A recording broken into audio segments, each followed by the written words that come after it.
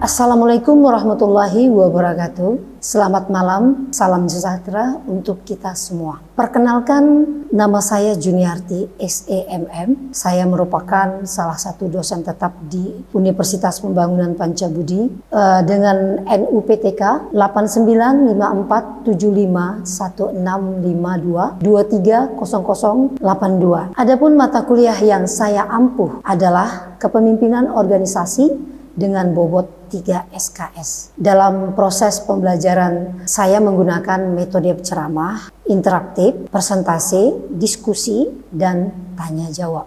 Adapun capaian pembelajaran mata kuliah Kepemimpinan Organisasi berdasarkan 7 nilai dasar Yayasan Universitas Pembangunan Pancabudi, yaitu yang pertama, menjaga kemurnian akidah tauhid dan melaksanakan syariat, yaitu sholat, zikir, dan lain-lain. Yang kedua, bersyukur, bersukacita, dan tidak mengeluh.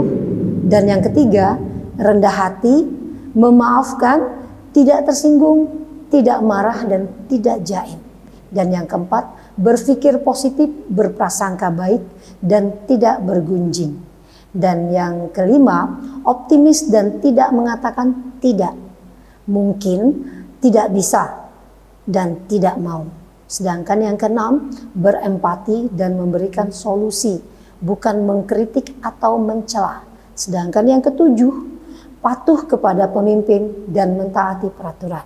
Dari hasil pembelajaran mahasiswa diharapkan, yang pertama, mahasiswa diharapkan dapat menjelaskan dan menerapkan berbagai teori kepemimpinan yang meliputi teori kontingensi, kepemimpinan transformasional, dan situasional. Sedangkan yang kedua, mahasiswa diharapkan dapat mengidentifikasi dan mengaplikasikan berbagai gaya kepemimpinan seperti kepemimpinan demokratis, autokratis, transaksional, dan transformasional sesuai dengan kebutuhan situasional. Yang ketiga, mahasiswa diharapkan dapat memahami peran kepemimpinan dalam mengelola perubahan organisasi, termasuk strategi untuk memimpin dan merancang perubahan dengan sukses. Adapun kajian materi pembelajaran mata kuliah Kepemimpinan Organisasi ini adalah sebagai berikut. Yang pertama, introduction, penjelasan RPS, penjelasan tentang kontrak perkuliahan dan penjelasan rencana tugas pembelajaran. Sedangkan yang kedua, definisi pemimpin, definisi kepemimpinan, filosofi kepemimpinan, gaya kepemimpinan di era globalisasi. Dan yang ketiga,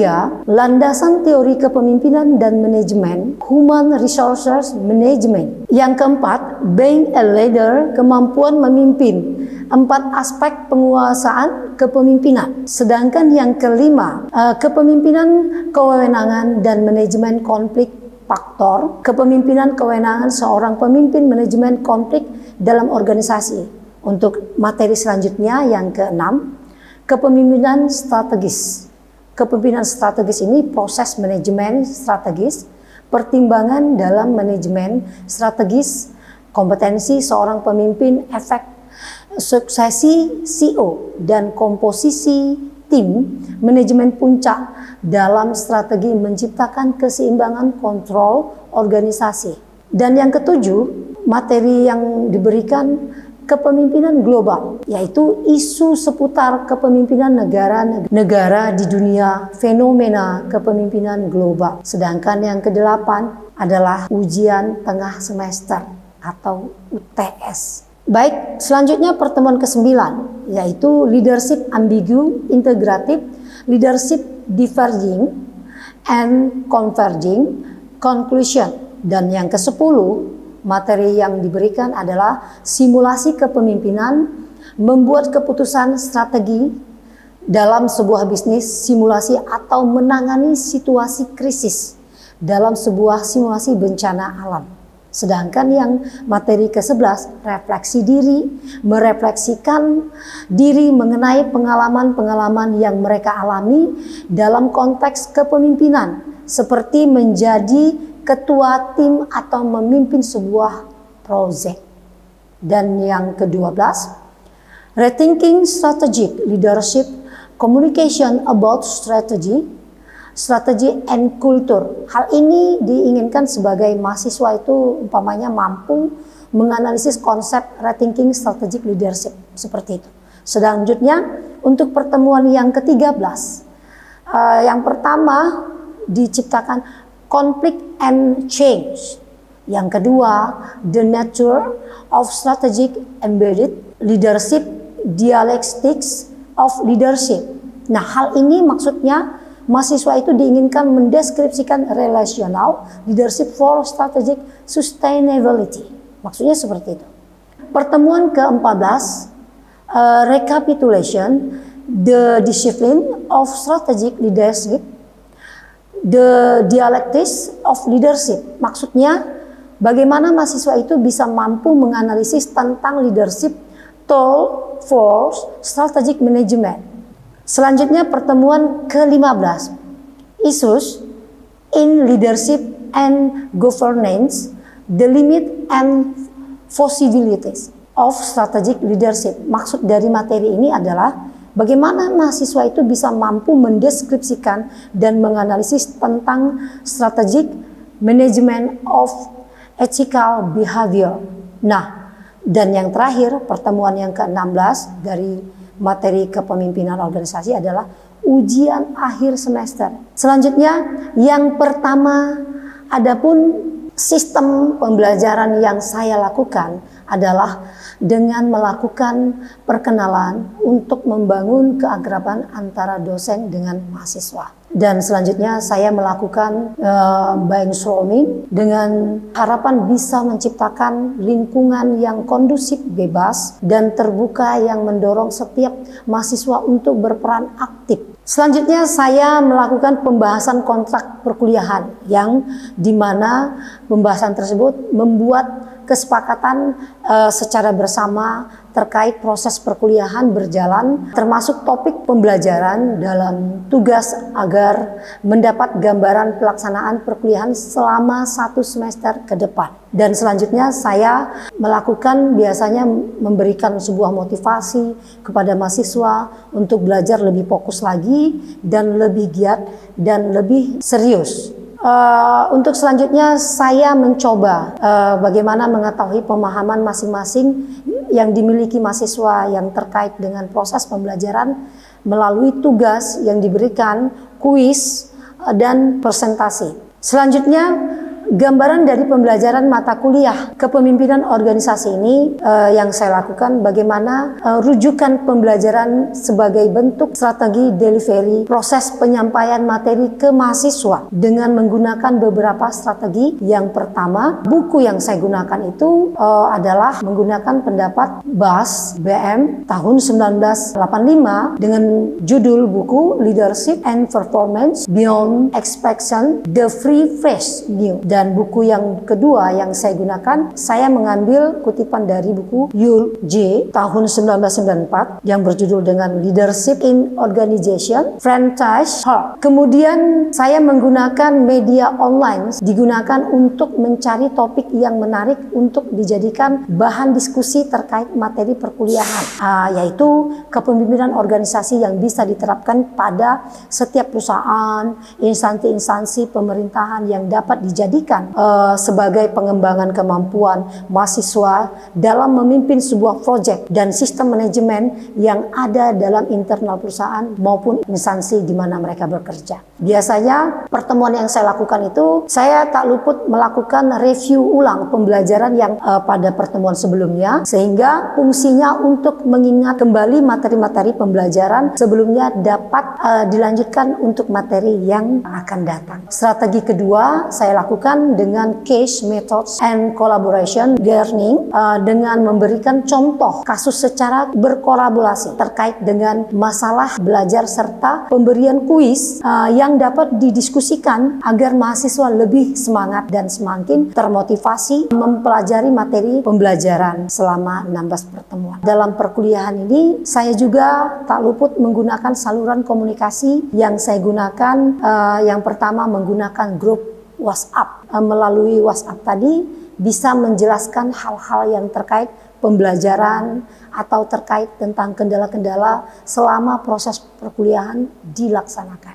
Untuk selanjutnya, pelaksanaan asesmen dalam pembelajaran yang saya lakukan adalah bagaimana cara saya melakukan evaluasi penilaian terhadap mahasiswa. Di awal pertemuan saya menjelaskan bobot penilaian dari mata kuliah ini, yaitu kehadiran saya nilai dengan 10%. Sedangkan tugas saya tetapkan nilainya 10% juga. Sedangkan kuis saya tetapkan penilaiannya 15%. Sedangkan ujian tengah semester saya tetapkan bobotnya sebesar 25%. Untuk ujian akhir semester saya tetapkan bobotnya 40%. Selanjutnya saya akan menampilkan proses pembelajaran saya di kelas dengan mata kuliah kepemimpinan organisasi secara tatap muka. Selamat menyaksikan. Assalamualaikum warahmatullahi wabarakatuh, anak-anak semuanya. Salam jumpa. Pada hari ini kita mempelajari kuliah untuk materi tentang kepemimpinan organisasi. Adapun materi ini sebelum kita paparkan, Bunda akan paparkan kepada anak-anak semuanya. Kita berdoa dulu menurut agama keyakinan masing-masing. Waktu dan tempat dipersilakan.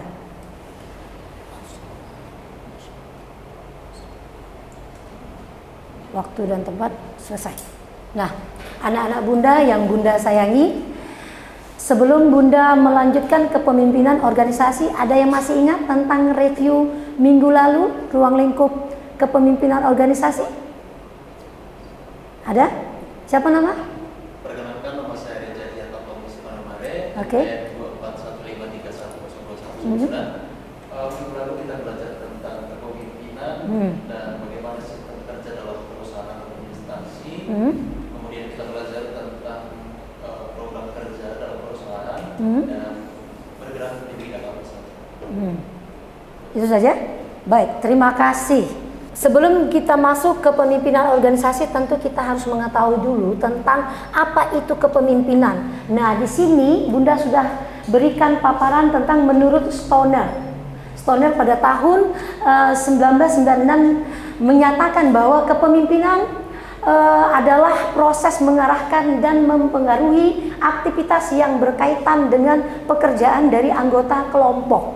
Maksud dia seperti itu. Sedangkan maksud dari Robin pada tahun 1994, kepemimpinan itu berupa kemampuan untuk memengaruhi suatu kelompok untuk pencapaian tujuan.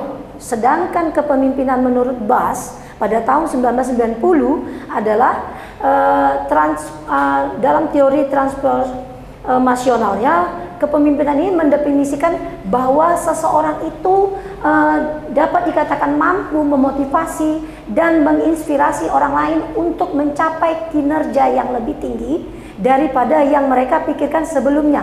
Nah, jadi kepemimpinan itu boleh dikatakan selain kata pemimpin itu apa katanya? Leader. Leader itu posisinya ada duduk di depan. Seorang pemimpin wajib bisa memberikan pengarahan kepada karyawannya, anggotanya, anak buahnya.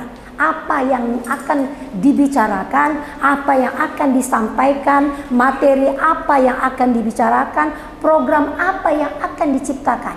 Jadi seorang pemimpin harus mampu menciptakan sebuah wacana dan pengambilan keputusan untuk menjalankan sistem dalam sebuah perusahaan. Agar tujuannya itu apa? Mengaktifkan sistem kerja, mengaktifkan tenaga kerja, mengaktifkan semua pemberdayaan yang ada terlingkup di dalam kepemimpinan organisasi. Seperti itu. Nah, contohnya bagian apa aja? Bagiannya banyak, bagian divisi-divisi nanti. Selanjutnya kita akan bahas selanjutnya untuk materi.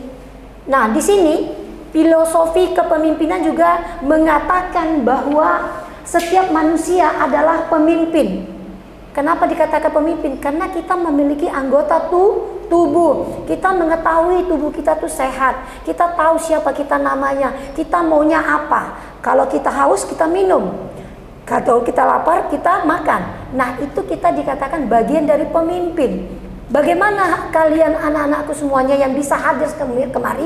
Tentu kan ada yang menggerakkan yang paling atas, yaitu otak. otak kita memimpin anggota tubuh kita semuanya. Nah, jadi dapat dikatakan pemimpin. Sebelum memimpin orang lain, ia harus menjadi pemimpin bagi dirinya sendiri. Contohnya apa? Anak-anak bunda yang hadir di sini sudah mampu memimpin dirinya sehingga sampai berhadir kuliah, mengikuti mata kuliah kepemimpinan organisasi.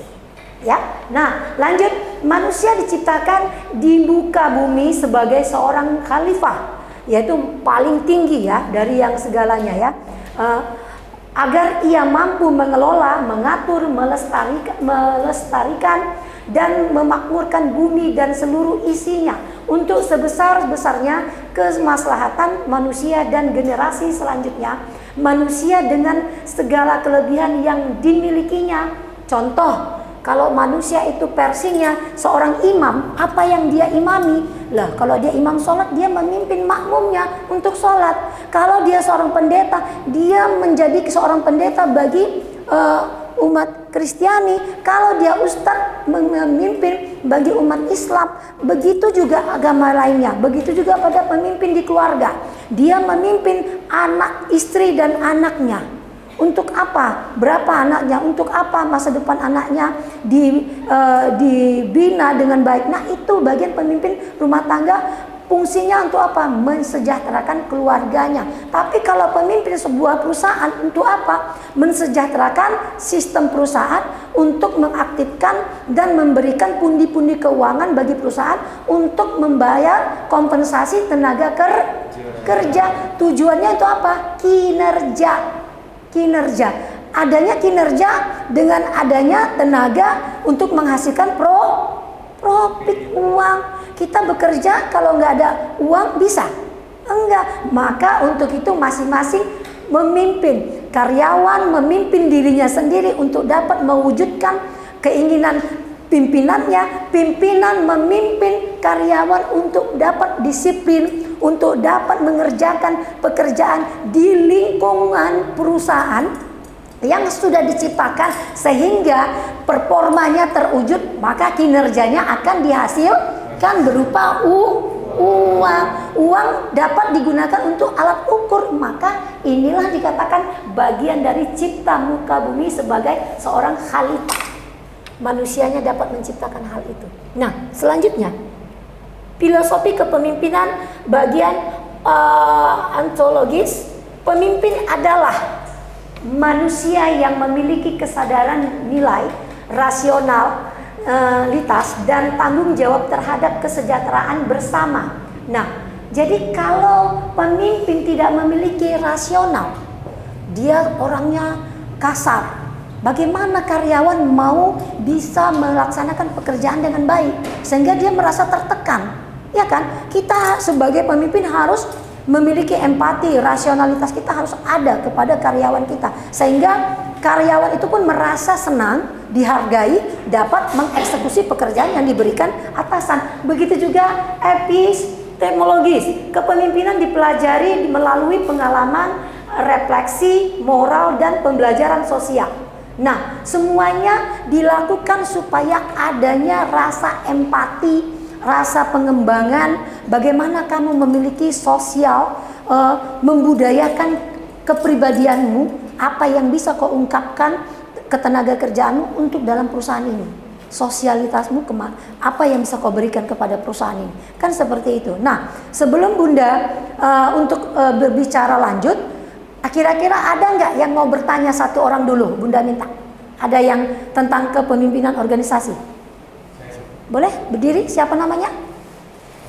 Perkenalkan, nama saya Iwan Arianto Sarompait, NPM 241 531 0323. Ya, apa yang mau ditanyakan, Nak? Saya mau bertanya, Bunda. Menurut Bunda, gaya kepemimpinan seperti apa yang cocok untuk program kerja jangka panjang maupun jangka pendek? Baik, mau langsung Bunda jawab? Oke, baik. Nah, pertanyaan yang sangat bagus, ya. Bunda langsung jawab. Seorang pemimpin harus layak mampu memberikan keputusan dalam sebuah program yang diciptakan baik panjang maupun pendek, jangka panjang atau jangka pendek. Jika seorang pemimpin melakukan sebuah keputusan, sikap, karakter dengan program jangka panjang dengan secara otoriter, tentu akan hancur. Kenapa? Kaku kalau panjang. Harus dilakukan secara demokrasi kalau yang program jangka panjang, ya kan? Karena dia secara persuasif membujuk. Kok saya kok nujual, kok kasar dulu. Kamu tentunya marah kan? Untuk jangka panjang asik dimarahi terus. Tentu kan merasa kita nggak nyaman kan sebagai karyawan, terus ditekan. Maka dilakukanlah secara demokrasi persuasif. Dibujuk, dirayu, dikasih penjelasan. Nah, kalau program untuk jangka pendek, waktunya kan cukup singkat tuh. Nggak mungkin lagi berleha-leha, halo, Dudung, gimana begini. Setelah waktu habis, maka ditentukanlah karakter pemimpin itu dengan otoriter. Dikasih kompensasi, siapa yang mampu melaksanakan pekerjaan ini dengan sekian jam, saya kasih bonus reward, kompensasinya reward, atau kompensasinya beasiswa atau pendidikan atau fasilitas. Kan begitu. Jika tidak, diturunin jabatannya. Otoriter. Itu kalau untuk jangka pendek. Kira-kira Irwan sudah bisa dapat diterima jawaban dari Bunda? Alhamdulillah. Nah, selanjutnya kita langsung ke materi kelanjutnya adalah peranan pemimpin dalam organisasi. Peranan pemimpin dalam organisasi adalah seseorang yang menduduki jabatan pemimpin atau manajerial dalam suatu organisasi memainkan peranan yang sangat penting, tidak hanya secara internal bagi organisasi yang bersangkutan, akan tetapi juga dalam menghadapi berbagai pihak di luar organisasi yang kesemuanya dimaksud untuk meningkatkan kemampuan organisasi dalam mencapai tujuannya. Jadi gini, seorang pemimpin harus memiliki kendali yang paling tinggi, namanya peranan. Jika pemimpin lemah, maka keputusan itu akan lemah. Contoh, perusahaan PTA. PTA ini bergerak di bidang produksi sabun Lifebuoy, dan PTB bergerak di bidang pendistribusian produk, dan dia memesan produk sabun Lifebuoy ke perusahaan PTA. Nah, dia minta dalam 3 bulan, dia minta sekian berapa 500 ton kubik. Apakah langsung diterima sama si PTA? Enggak.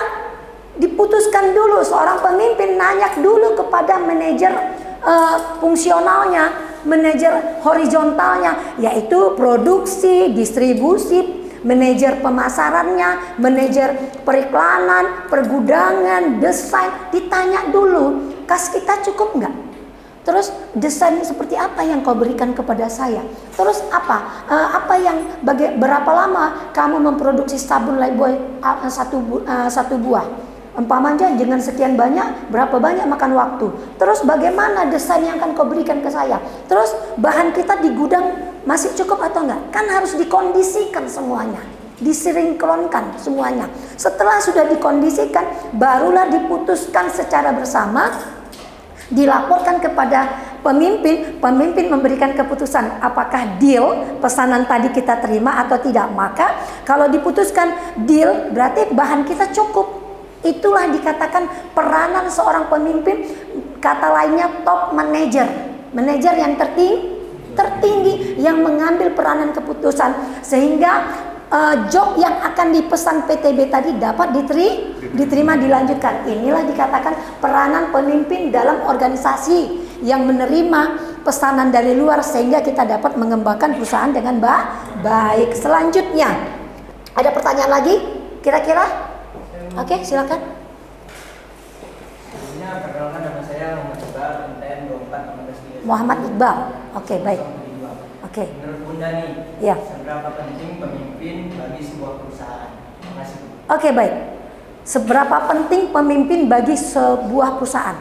Perusahaan adalah sebuah wadah, tempat yang diciptakan untuk dioperasionalkan, dijalankan. Perusahaan itu ruang lingkupnya, umpamanya dia wadah seperti kita tinggal sini, ada peralatan kerja, ada tenaga kerjanya, ada sistemnya. Namun Kalau itu ada semua tapi nggak ada pemimpin, bagaimana apa gerangan bisa dikendalikan?